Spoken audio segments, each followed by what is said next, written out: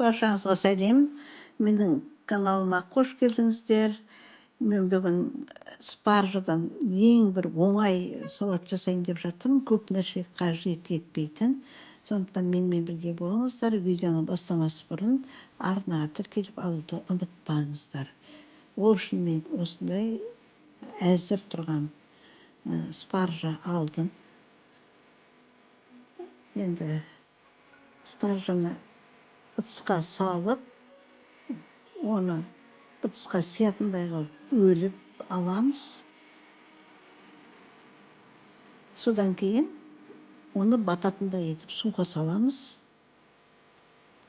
Және 8-10 сағатқа қалдырсаңыз да болады. Мен ылғи кешке жатарда салып қоямын, таңертең ертемен жасайтын қылып. Спаржаңыз әбден батып тұру үшін үстіне тарелка қойып қойсаңыз болады. Міне ертеңгісін мен қарап жатырмын. Міне осылай толқылдаған күйінде болады. Енді бұны біз таза суға қайта-қайта жуып аламыз. Өйткені бұның әртүрлі ласы ма, бояуы ма шығады. Сондықтан да қайта-қайта жуып алған дұрыс деп есептеймін. Міне осылай сығып алдым. Әбден сығып аласыздар. Әбден дайын болған спаржа осындай жұп-жұмсақ, жап-жалпақ болып тұрады.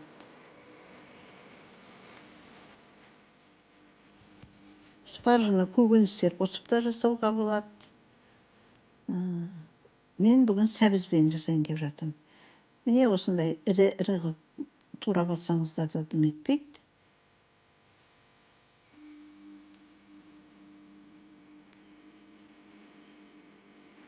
Осындай қылып ірі-ірі қылып турап алып жатырмын. Мен спаржадан менің каналымда салаттар өте көп. Мен бірде уақ қылып тураймын, бірде ірі қылып тураймын. Бүгін осындай қылып турап жатырмын. Енді бір спаржаға бір ғана морковь алам. Осының өзі 2-3 жерге жететіндей салат болады. Сәбізді мейлінше ұзын қылып өткізгендеріңіз дұрыс болады. Менің арнамда көкөністермен де қосылған түрлері, әртүрлі салаттың түрлері көп. Осы спаржадан жасалған кіріп қарауларыңызға болады. Міне осындай сәбіз шықты менде. Енді бұл сәбізді ыдысқа салып, дәмдеуіштермен кішкене салып кішкене қоямыз. Содан кейін әзір тұрған спаржамызды қосамыз. Салат жасаған соң міндетті түрде ас көктері бірге жүреді. Бүгін менде петрушка мен көк жуа. Бұларды өте уақтамай турап алам. Мен жуаны үнемі қиғаштап турағанды жақсы көремін, және уақтамаймын. Міне осылай дайын болған көкөністерімізді салып, үстіне дәмдеуіштер қосамыз. Мен паприка қостым, және біразғандай қызыл бұрыш қосып жатырмын. Онша көп қосып жатқан жоқпын, өте ащы болып кетпесін деп. Және менде мына уақталған чеснок және тұз қостым.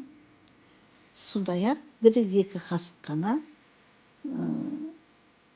уксусный кислота менде 9% яблочный, және қайнап тұрған май құямыз үстіне. Міне осындай салат әзір болады. Енді жақсылап тұрып әбден араластырып аламыз.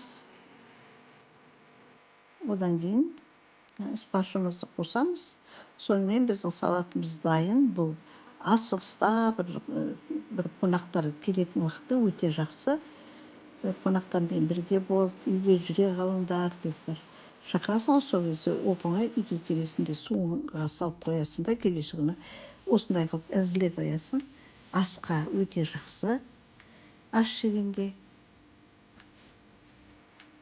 осындай салат жақсылап араластырасыз да, тағы да демалуға мүмкіндік бересіз.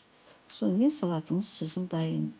Әбден дастарханға отырарда жасасаңыз, сонымен әзір болады. Менің арнама кіріп тамашалағандарыңыз үшін көп рахмет.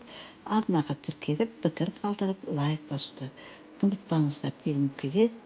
Осы видеоның астында описание бөлімінде мен барлық видеоларымның сілтемесін қалдырам. Кіріп тамашалауларыңызға болады.